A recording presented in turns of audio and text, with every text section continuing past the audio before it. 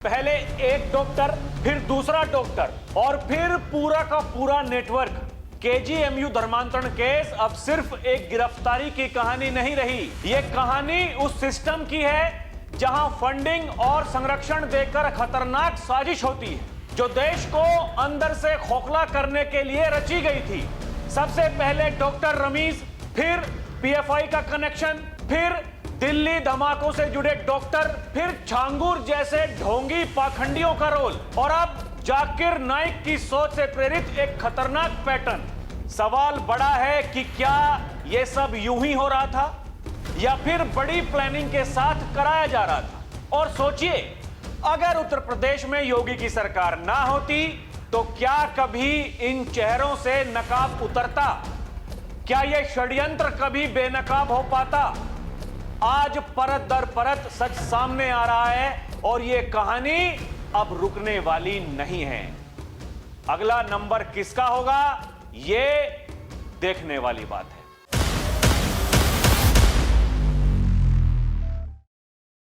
दर्शकों नमस्कार, DNP India में आपका स्वागत है। मैं हूं आपके साथ राहुल चौधरी। केजीएमयू धर्मांतरण केस की जांच जैसे जैसे आगे बढ़ रही है, वैसे वैसे चौंकाने वाले खुलासे सामने आ रहे हैं। मास्टरमाइंड बताए जा रहे डॉक्टर रमीज की गतिविधियां एक बड़े और संगठित नेटवर्क की तरफ इशारा कर रही हैं। फंडिंग, संरक्षण और सिस्टम की भूमिका को लेकर अब सवाल उस ढोंगी पाखंडी छांगुर से भी बड़े षड्यंत्र की तरफ बढ़ते हुए दिख रहे हैं। लखनऊ के केजीएमयू से जुड़ा धर्मांतरण केस अब सिर्फ एक संस्थान तक सीमित नहीं है।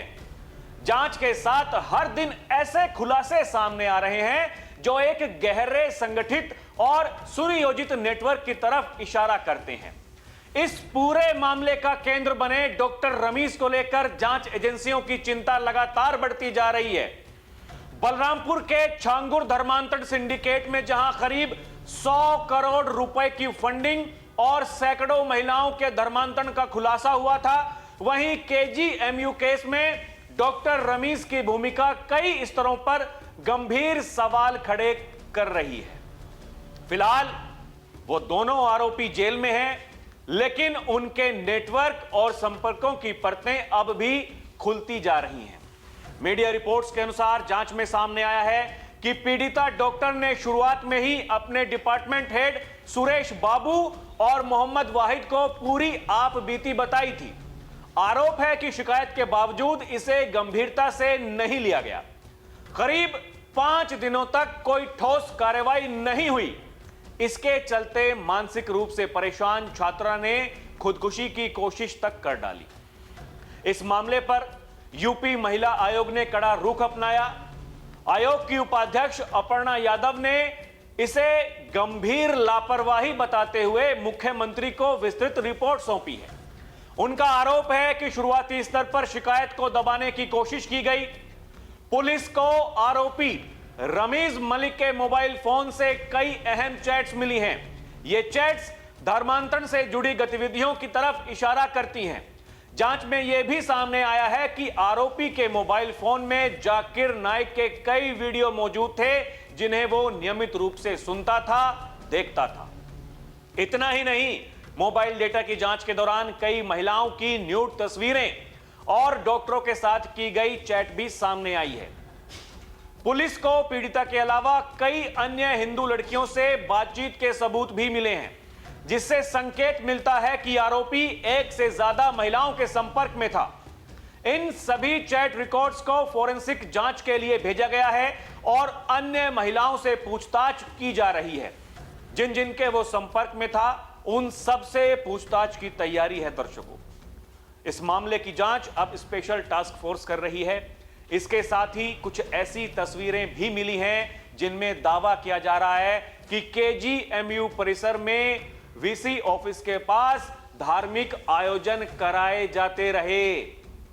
इसके अलावा आरोपी रमीज के प्रतिबंधित संगठन पीएफआई से कनेक्शन की भी बात सामने आ रही है, वो भी जांच के दायरे में है।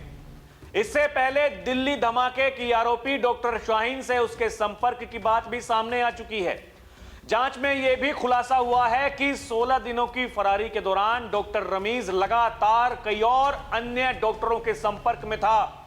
आरोप है कि इसी दौरान उसके नेटवर्क के जरिए लाखों रुपए की फंडिंग जुटाई गई। मीडिया रिपोर्ट्स की माने तो कुछ संदिग्ध खाते पीएफआई से जुड़े लोगों के बताए जा रहे हैं, जबकि कुछ अकाउंट सीधे डॉक्टर शाहीन से जुड़े हुए बताए जा रहे हैं। यह डॉक्टर शाहीन वही है दर्शकों जो दिल्ली धमाके के बाद से पुलिस की गिरफ्त में है। इतना ही नहीं, रमीज को बड़े वकील की व्यवस्था के लिए भी फंडिंग किए जाने के संकेत मिले हैं, सबूत मिले हैं। यूपी के कई जिलों के साथ साथ दिल्ली और उत्तराखंड से भी पैसे भेजे जाने की जानकारी सामने आई है। इन सभी खातों की गहन जांच की जा रही है। इस बीच केजीएमयू प्रशासन और यूपी महिला आयोग के बीच टकराव भी खुलकर सामने आया था, जिसके बाद महिला आयोग की उपाध्यक्ष अपर्णा यादव ने केजीएमयू की vice chancellor Sonia Nityanand, Vishakha committee और आंतरिक जांच समिति पर गंभीर आरोप लगाए। उनका कहना है कि आरोपी और उसकी मदद करने वाले जो प्रोफेसर थे उनको संरक्षण दिया जा रहा है, जबकि केजीएमयू प्रशासन ने इन आरोपों को सिरे से खारिज किया है। इसमें अब भ्रष्टाचार का एंगल भी जुड़ता दिख रहा है। वहीं मीडिया रिपोर्ट्स के अनुसार केजीएमयू में बिना लाइसेंस ब्लड बैंक चलाने और महिला एचओडी से छेड़छाड़ जैसे आरोपों का जिक्र भी अपर्णा यादव ने किया है। एक डिपार्टमेंट की एचओडी डॉक्टर तुलिका चंद्रा ने अपने जूनियर डॉक्टर आशुतोष सिंह पर अभद्र व्यवहार का आरोप लगाया था। इसे विशाखा कमेटी ने खारिज कर दिया। इसके बाद मामला महिला आयोग तक पहुंचा और उसके बाद से ही जांच चल रही है। इस मामले में एटीएस के बाद एसटीएफ की भी एंट्री हो चुकी है। योगी का निर्देश एकदम साफ है, अपराधी जितने भी होंगे, वो कोई भी होगा जो इस षड्यंत्र में शामिल होगा, वो बचेगा नहीं। वो कहीं भी छुपा होगा, उसे पाताल से भी ढूंढकर बाहर निकाला जाएगा। दर्शकों, ये डॉक्टरों की फौज, ये देख रहे हैं, ये डॉक्टरों की फौज, ये डॉक्टर, ये रमीज, ये डॉक्टर, ये छांगुर, ये जाकिर नाइक, ये सब ये डॉक्टरों की फौज है, कलाकारों की फौज है। और इनसे भी बड़े कलाकार वो हैं दर्शकों जो इनको बचाते हैं, जो इन पर कुछ बोलते नहीं हैं, जो दिनों रात केवल एक बात बोलते हैं, इस देश में मुसलमान खतरे में हैं। वो केवल यही बोलेंगे, इसके अलावा वो कुछ नहीं बोलते हैं। वो कहते हैं कि इस देश में केवल उनको प्रताड़ित किया जा रहा है, जबकि ऐसे मामले जब सामने आ जाते हैं, वो सबको दिखाई दे रहा है। वो डॉक्टर क्या कर रहा था, उससे पहले ये छांगुर क्या कर रहा था, ये डॉक्टरों की फौज, ये दिल्ली वाली जो जाकर के फटती है, इन्होंने क्या किया, ये क्या करने वाले थे, ये सबके सामने है, दिखाई दे रहा है। खुलासे पे खुलासे हो रहे हैं। ये डॉक्टर, ये जाकिर नाइक का वीडियो देखता था, उससे प्रेरित होता था। बताया जा रहा है छांगुर जब पकड़ा गया, इसको बड़ी तकलीफ हुई, इसको तकलीफ हुई। पुलिस ने क्यों पकड़ लिया, इतना महान काम कर रहा था। वो तो जो मानसिकता है वो 2047 वाली, इस्लामिक कंट्री बनाने वाली, उसी के अनुसार तो ये लोग काम कर रहे थे।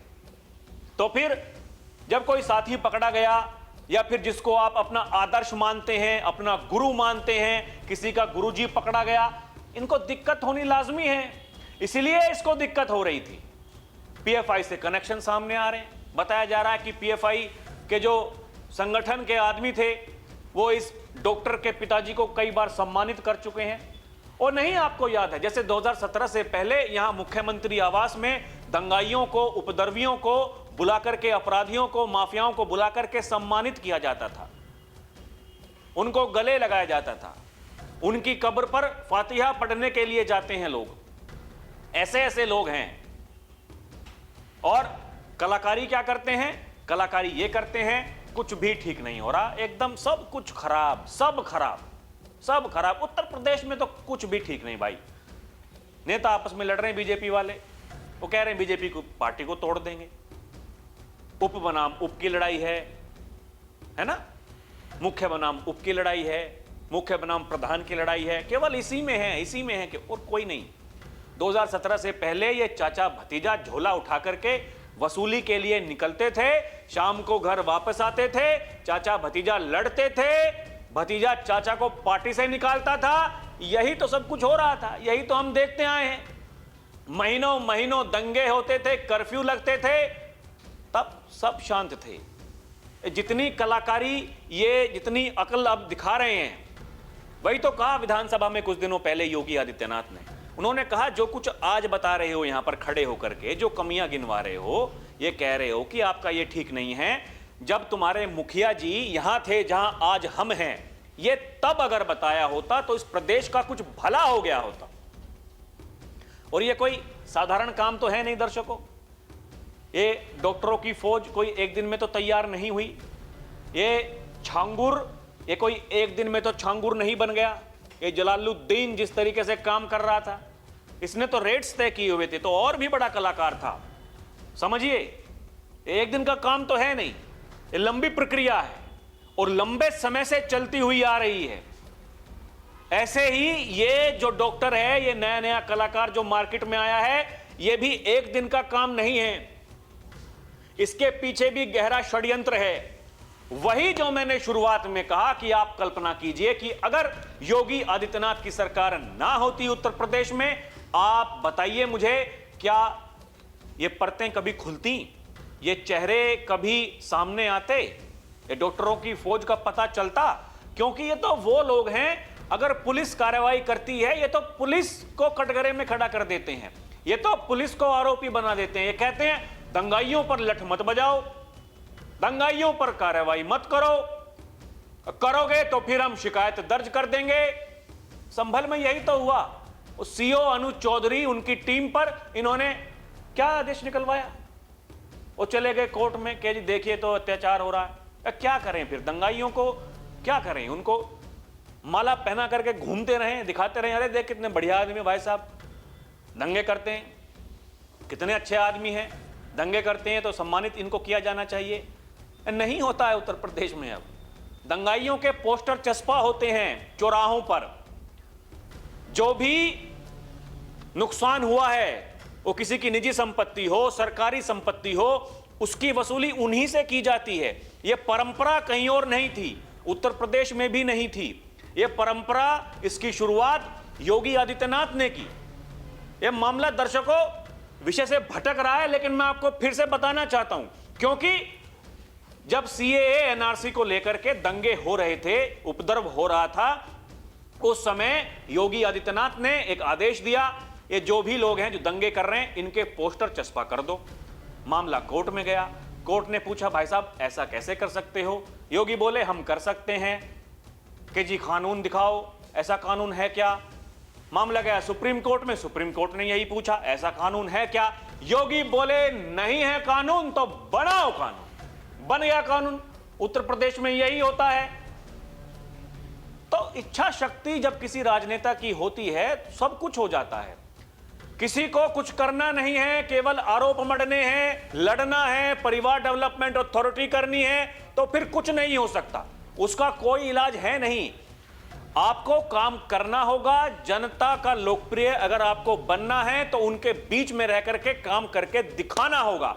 ऐसे ऐसे षड्यंत्र अगर हो रहे हैं समाज में, इनके खिलाफ आवाज उठानी पड़ेगी, कानूनी कार्रवाई करनी पड़ेगी। किसको दिक्कत होती है वो झोला उठाए, उत्तर प्रदेश से चला जाए। यही कहते हैं योगी। दर्शकों ये देखिए और क्या क्या कहते हैं बाबा कहते हैं कि सोशल मीडिया प्लेटफॉर्म पर फेक अकाउंट बनाकर जाति जाति को आपस में लड़ाते हैं और ये इंसान इंसान को लड़ाते हैं। ये यही काम करते आए हैं, आज भी वही काम कर रहे हैं। देश के अंदर लव जिहाद, धर्मांतरण जैसे कुत्सित समाज विरोधी, राष्ट्र विरोधी गतिविधियों को कैसे बढ़ावा दिया जा रहा है, ये सब हम देख रहे हैं। सुनिए क्या कह रही होगी। सोशल मीडिया प्लेटफॉर्म पर फेक अकाउंट बना करके जाति जाति के बीच में वैमनस्यता और विषवमन करने की एक नई दुष्प्रवृत्ति प्रारंभ हुई है। कौन इसके प्रति सतर्क करेगा? समाज को इसके प्रति कौन जागरूक करेगा? देश के अंदर लव जिहाद और धर्मांतरण जैसी कुत्सित समाज विरोधी और राष्ट्र विरोधी गतिविधियों को कैसे प्रश्रय दिया जा रहा है। और दर्शकों, ये सावधान होने की जरूरत है, क्योंकि बाबा ये कह रहे हैं कि ये लव जिहाद, धर्मांतरण, गो तस्करी जैसी राष्ट्र विरोधी गतिविधियों के प्रति हमें सतर्क रहना होगा। कहीं कोई भूल से भी इस प्रकार की गतिविधियों में लिप्त है, उसकी सूचना समय पर पुलिस प्रशासन को उपलब्ध करवाइए। पहले उन्हें समझाओ कि तुम गलत कर रहे हो, नहीं समझते हैं बता दो पुलिस को, उनके उपचार की व्यवस्था, उनको ठोकने की व्यवस्था प्रशासन खुद कर लेगा। सुनिए क्या कह रही होगी। लव जिहाद और धर्मांतरण जैसी कुत्सित समाज विरोधी और राष्ट्र विरोधी गतिविधियों को कैसे प्रश्रय दिया जा रहा है, हम आज भी उसको देखने और समझने में थोड़ा सा अभी भी कोताही बरत रहे हैं। याद रखना, कालनेमी, ताड़का और सुड़पंखा, ये तीन जो पात्र हैं रामायण कालखंड के, इनकी प्रासंगिकता समाज तोड़ने के बारे में। दर्शकों, बाबा ये कहते हैं ये लोग आज भी तालिबानी व्यवस्था पर विश्वास करते हैं, और मैं इनसे यह कहना चाहता हूं कि यह तालिबानी व्यवस्था, दारुल इस्लाम की उनकी मंशा जन्नत में भी पूरी नहीं होने वाली है। उससे पहले ही उनका जहन्नुम का टिकट हम कटवा देंगे। और दर्शकों, बाबा ये कह रहे हैं उनके मन में अधिनायकवादी भाव है, तानाशाही का भाव है। वो किसी को विकास करते हुए नहीं देखना चाहते हैं, वो किसी को पनपते हुए नहीं देखना चाहते हैं। सबका साथ, सबका विकास उन्हें स्वीकार नहीं है। सुनिए क्या कह रही हो। वही अधिनायकवादी भाव है, तानाशाही भाव है। वे किसी को विकास करते हुए नहीं देखना चाहते, वे किसी को पनपते हुए नहीं देखना चाहते। मेरा विकास हो ये उनकी प्राथमिकता हो, मेरे परिवार का विकास हो ये उनकी प्राथमिकता है, लेकिन सबका साथ और सबका विकास हो ये उनको स्वीकार्य नहीं है। ये जो मंशाएं हैं इनकी गजवाए हिंद की, एक गजवाए हिंद हिंदुस्तान की धरती पर तो नहीं होगा, क्योंकि अगर कोई भी ऐसा प्रयास करेगा उससे पहले ही उनको जहन्नुम में भेज दिया जाएगा। ये कितने आए कितने चले गए। दर्शकों सोचिए ना, कितने आए, क्या कुछ प्रयास इन्होंने नहीं किया देश को तोड़ने का।